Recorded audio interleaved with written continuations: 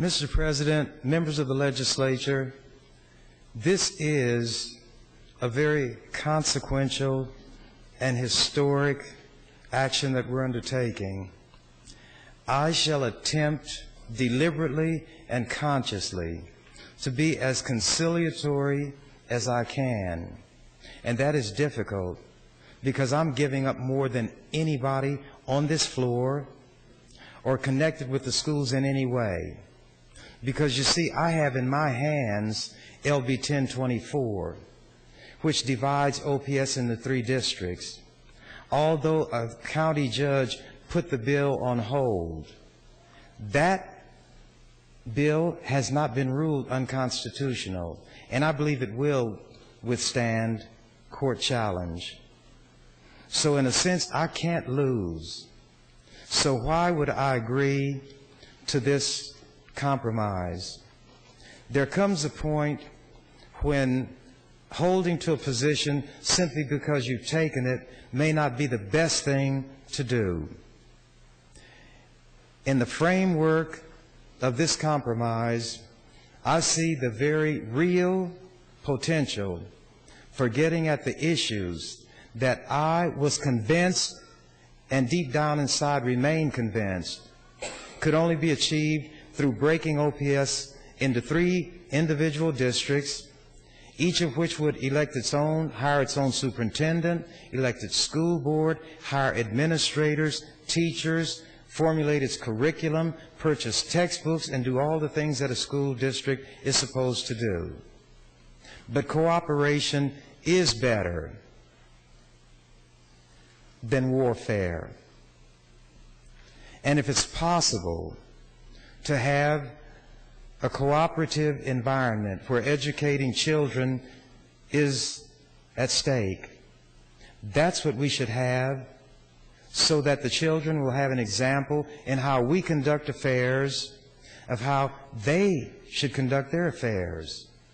So, I see the possibility for obtaining some genuine local control, equitable distribution and providing of needed resources, electing people with responsibilities and loyalties to those in the sub-district from which they will hail. Another reason I'm going to agree to go along with this compromise, it's going to force cooperation not just among the separate school districts, it's going to force the individual school board to cooperate with the Learning Community Council and the members of the sub-district. There will be some areas of activity where the sub-district and the council must sign off before certain activities can occur. So if the school board and the superintendent would decide to be recalcitrant, they simply will not be able to get done what it is they want. Will that be a stalemate? It might appear so, but what it will demonstrate to everybody is that the school board and the superintendent are going to have to cooperate with the Learning Community Council and the 18-member group who will govern that council. So not only the individual school districts will be forced to cooperate, but the school boards will have to cooperate with the people who are going to make up the representatives of the sub-districts. Those representatives from the sub-districts will immediately see the need to cooperate with the members of the school board. 1 minute. There is a greater likelihood that we can stop some of these school boards from simply being rubber stamps for the superintendent and the administration, because they're not facing the administration and the superintendent alone. So this is not just a needless, unnecessary, unduly complex overlay of a worthless, useless bureaucracy. It is going to drive the engine that will make this whole plan work, and it will stand together or it will fall apart. You will never see me conciliatory like this again, especially on an issue such as this.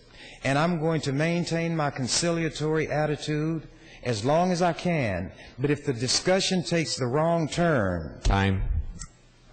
Thank you, Mr. President. Thank you, Senator Chambers. Senator Chambers, would you yield for a little bit? And if you don't want to answer this question, maybe we can then refer it to Senator Adams, okay? Senator Chambers, would you yield to a question? Yes, I will. Senator Chambers, in order for me to understand how this functions and how everything's going to work, I need to have a true organizational chart. What I have before me is not an organizational chart. It does not show the lines of authority. It does not show the lines of communication. If you can give that to me and you can show me that, then I can understand any structure you put together, because I know right where to go, I know how it's going to function, I know how it's going to work, but I don't have that. And if you've got one, we need to see that. Now, the question I have for you, Senator Chambers, is several of those. One is, who has the authority in this structure? The authority to do what?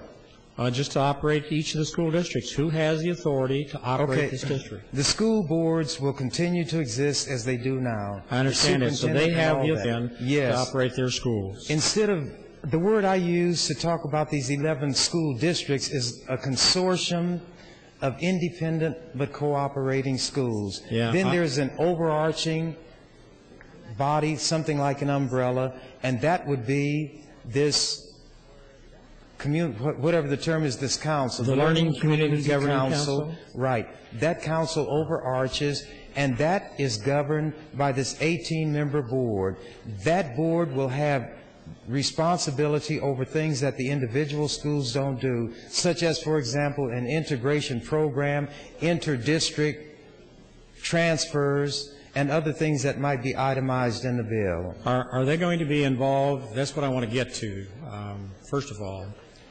If you're going to have a Learning Community Governing Council, and they're going to have authority in regard to those school systems, and if they're going to be dealing with poverty, or they're going to be dealing with the parental issues, they're going to be dealing with the fact these kids are not progressing appropriately because of the school district they're in, I guess my objection might be, and I'd have to see more about what you're wanting to accomplish here, is that do these people have the right credentials to be able to do this? Say that again. Do they have the right what? Credentials. Do they have the background, the right educational skills? Because I don't think you can go into a school, in a school that is troubled school or a school with poverty and understand it and understand how you penetrate that. And if they don't have the authority and you've left the school districts independent, they don't have to listen to those people. Which ones do you mean this now, the elected council? Are they the ones with the credentials? Let me know which group you're talking about. I'm talking about the Learning Community Governing Council.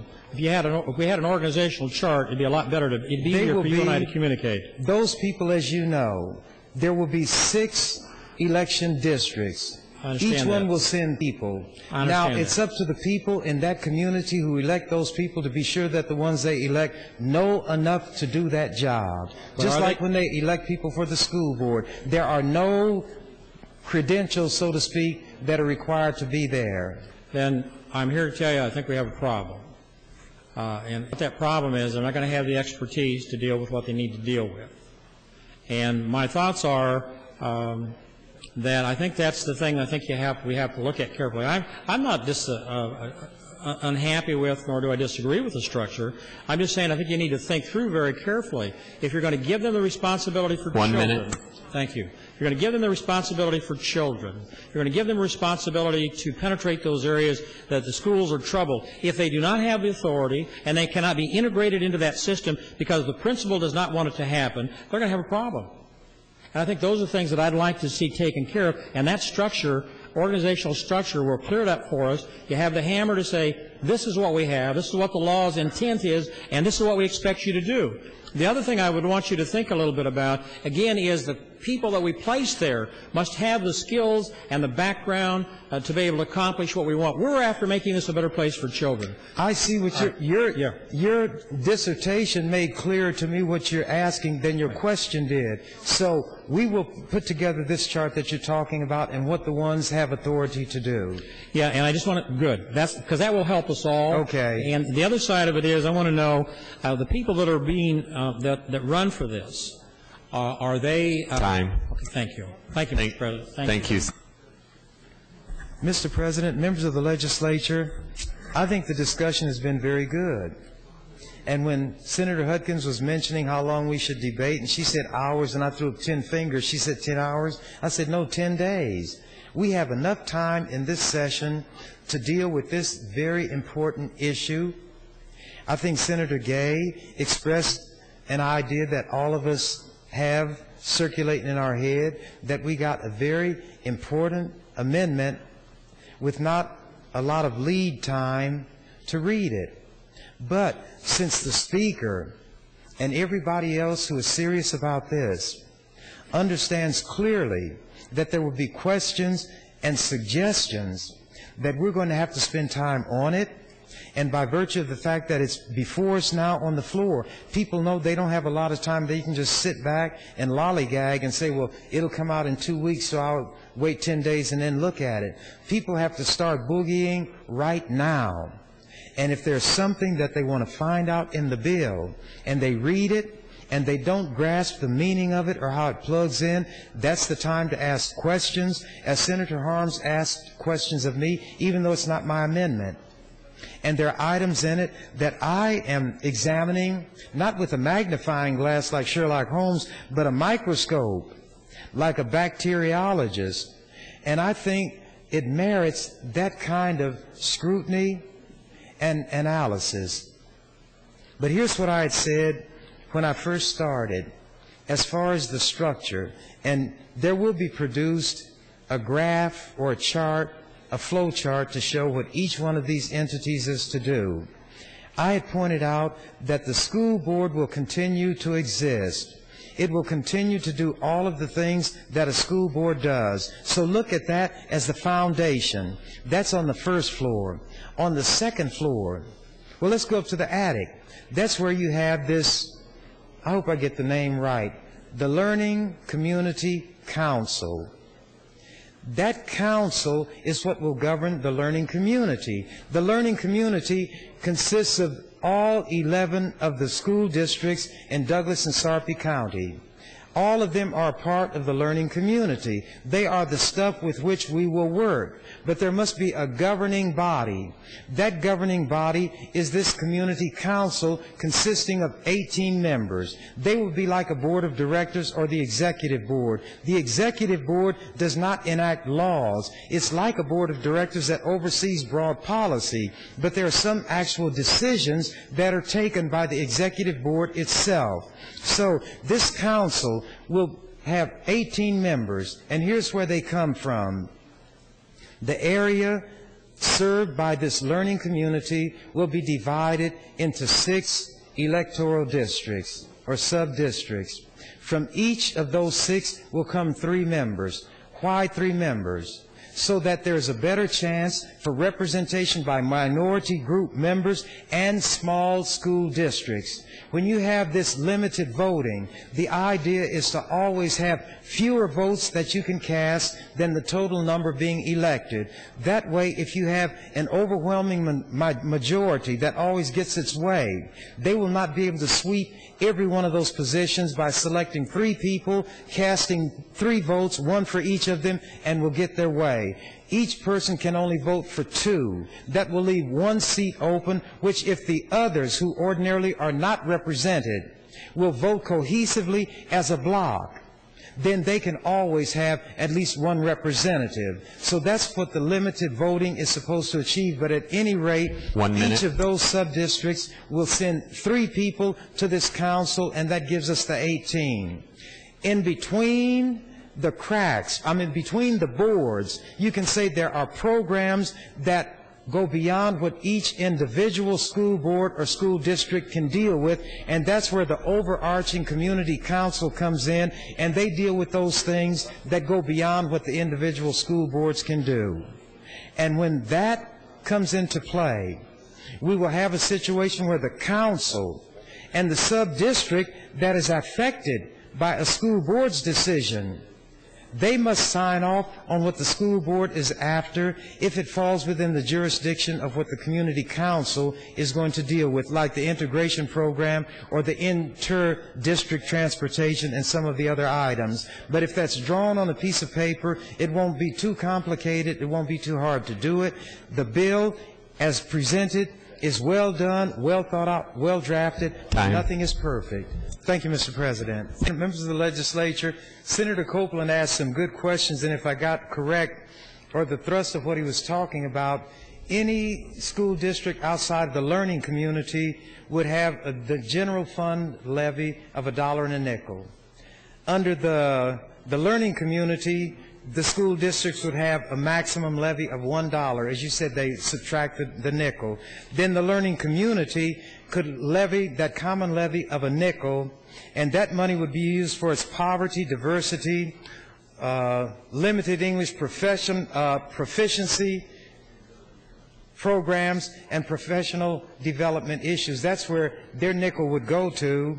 And then the learning community would get no money under the state aid formula, but these school districts would get state aid of an additional amount equal to what they would have gotten with that nickel. So that's what is going to happen. But I think when you mention the actual implementation, these are matters that we are going to look at, Time. we need to look at, and I want to thank you, Mr. President. Say, for instance, there's a dispute. 10 years down the road, Lincoln annexes some land that takes a substantial property valuation out of a school district, say Norris to the south of us.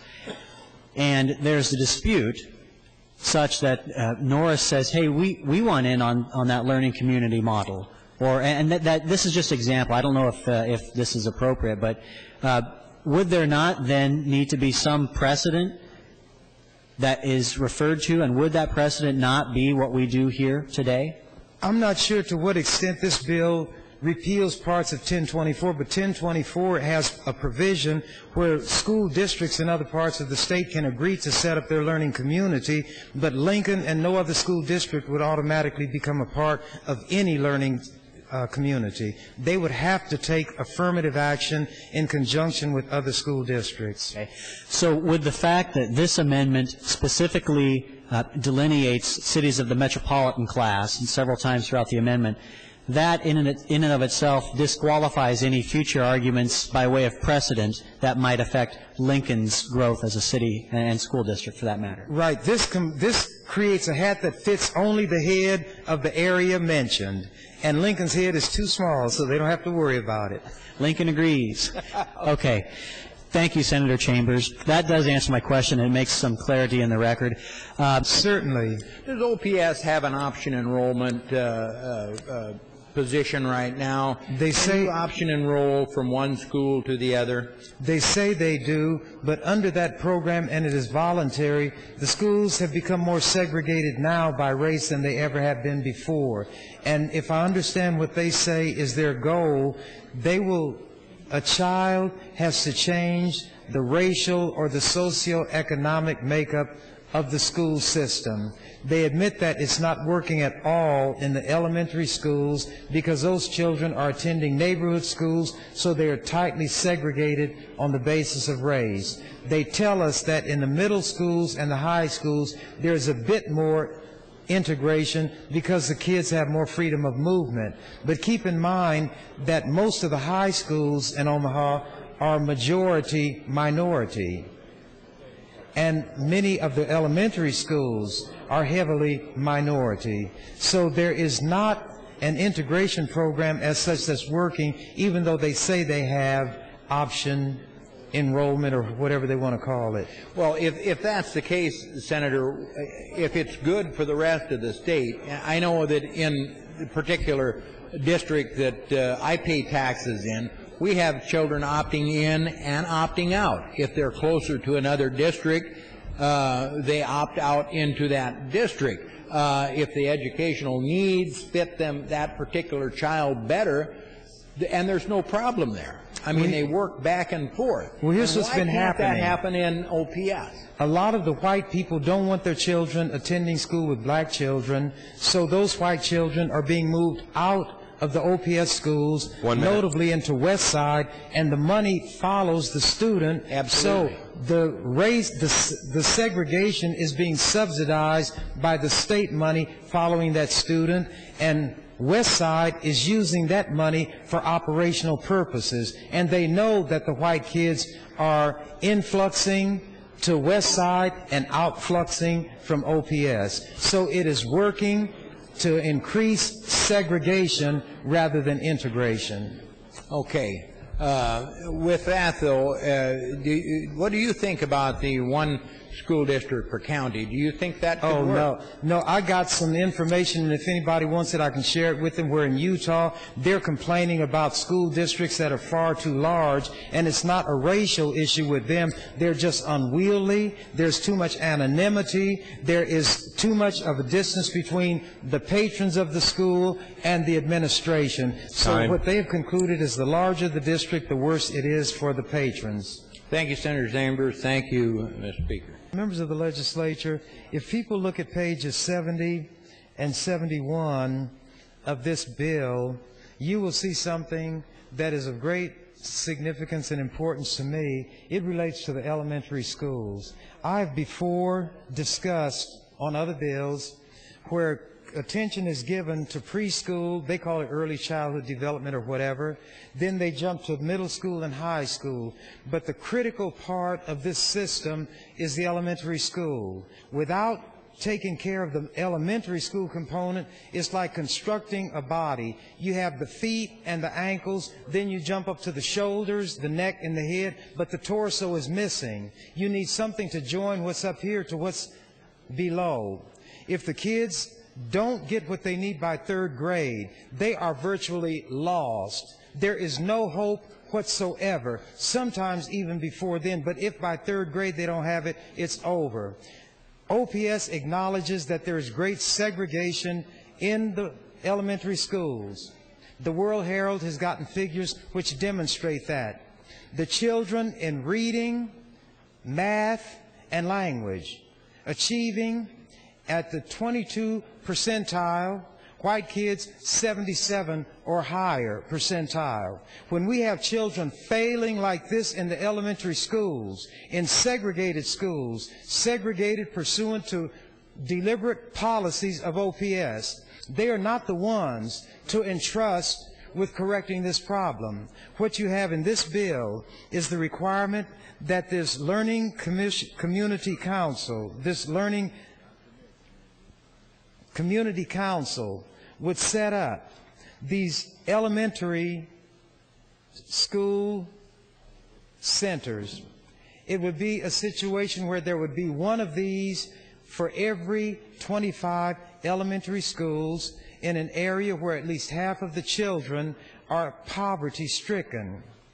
And there would have to be certain services offered at those centers, and some of them would be,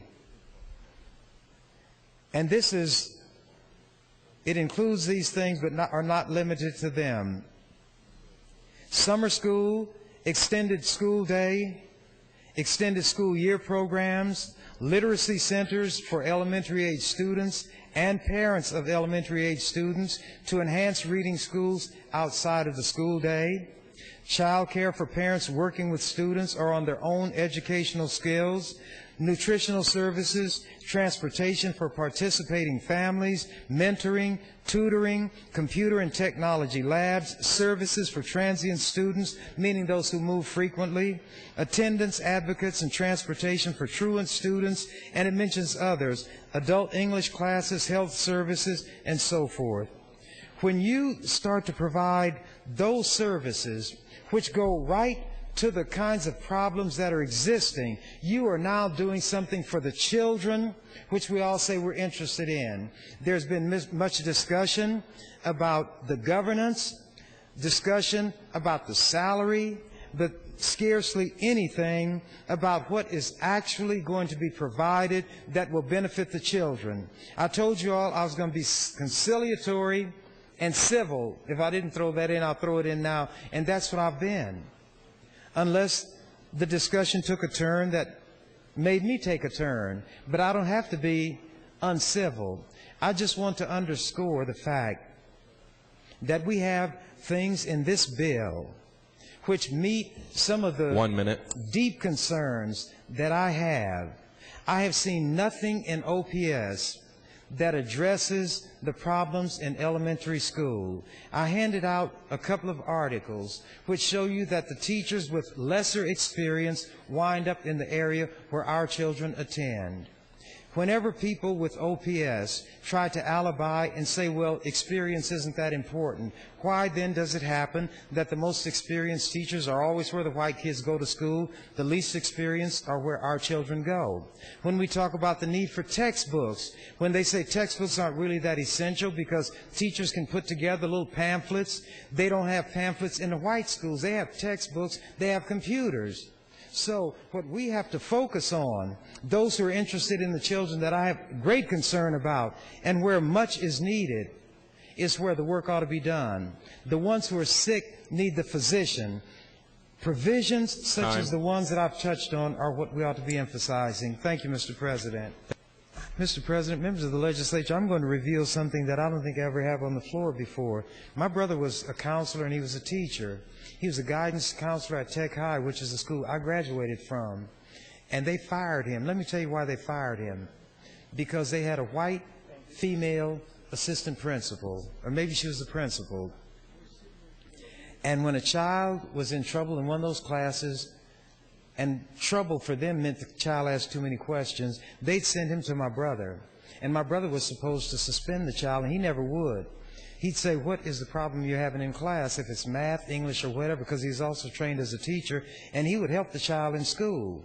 You know why they fired him? Insubordination. Because his job was to get rid of those kids. That's what happens when you see a black assistant principal in OPS, a black almost anything. The principal at North High, Gene Haynes, is so afraid of those people that when those white teachers put together an insulting parody, ridiculed Martin Luther King's I Have a Dream speech, ridiculed me, and I've talked briefly about that.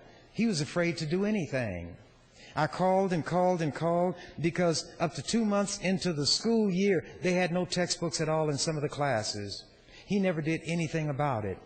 Then a teacher in journalism assigned that parody to the students. And one woman wrote me a letter complaining. She said, my child was not aware of all this because she was out of town. Then when she came back, she heard word of it. Now it's in my house because she was assigned by the teacher to do this. And this was a white parent, and she was irate. I contacted McKeel, the superintendent. I contacted Gene Haynes. I didn't hear anything. Then I find out that teacher was transferred to Benson, and she was involved in that use of the N-word in the newspaper at Benson. You all wonder why I don't like OPS, why I'm disgusted with them, but my brother was fired. Guess who hired him? Westside. My brother taught at Westside until he retired. And my brother used to invite me to his classes to read to little white children. And I'd go out there and read to these little white children. And when they had a classroom of little white kids who were bad kids, there are no bad kids to me. There are children who are rambunctious. And the other teacher would be looking because there'd be more than one group of kids. And my brother knows how I am. And he'd go tell them, just be cool. Ernie will deal with this. And there was one little boy, I don't know what was the matter with him, but he was just moving everywhere.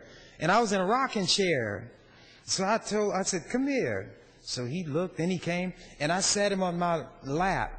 And that little boy didn't do anything disturbing the class again. Then other little kids came, why didn't you let me sit on your lap? I said, well, I only got one lap. But anyway, a lot of photographs were taken. I keep those things, but I don't always mention them. People have no idea how much time I spend in these classrooms, how much respect I get from these children, because I respect them. My life exemplifies what I'm talking about here. And I know what children need. I know what children need to be made to understand that they are respected and that somebody cares about them. Because I deal with children that way. If you bring a bunch of kids here, let all the other senators talk to those kids, then let me talk to them, and then you make a judgment for yourself. And I'm worried about what's going to happen to these children, and this bill offers the wherewithal to make some changes. And there are provisions that will deal with local control. And I've heard the governor's echo in the comments of some of my colleagues who talk about certain things over and over and over, because I know some of the scurrilous things the governor said about me at a meeting which the speaker had attended. Senator Langemeyer was there. They left. And then the governor said some very scurrilous things against me, Senator Rakes, and he's going to ram this bill down Senator Beshear's throat. And some of the education people were so upset that they told me what he said. And some of them were rocked back on their heels because they'd never seen him act like that before. And he does that behind my back. When he talks to me on the phone, oh, it's the sweetest cream and honey. But that's the kind of person we're dealing with. And we need to handle this as a legislature. That's what we're doing so far. And for once I can say I'm very pleased and proud of the way the legislature as a whole conducted itself. But our work is not completed. The groundwork has been laid, and I hope we push this thing all the way across the finish line.